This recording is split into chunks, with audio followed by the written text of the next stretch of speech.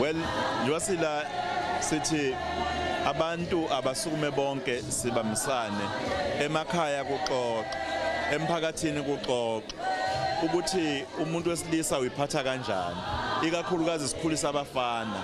Sibe sibonele sihle thina esibadala esingobaba namadoda ukuthi uhlonipha kanjani umuntu wesifazane, ngisho kuthiwa ekhaya ngiyokuthiwa emphakathini. Futhi uma kukhona abasebudlelaneni lobuhlukumezayo, ngithi mina babike phela amaphoyisa bangasutha amacala. Ungahlali ubekezelele ubudlelwane obuhlukumezayo ngoba ekupheleni kosuku ulahlekelwe umphefumulo. Lokho esingakufuni thina sithi sengathi ngaphela lokho okwenzakalayo.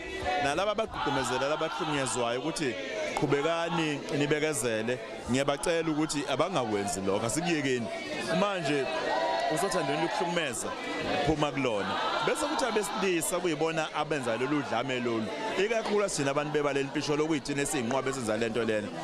Uma uzithi unencindezi othandweni, thola phela abaluleki bengqondo.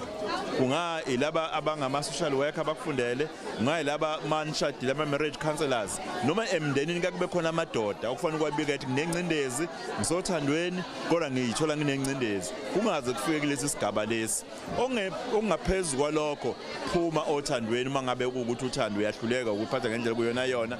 Abantu baZulu Natal ngiyabacela uba sithi sekwanele manje, aluphe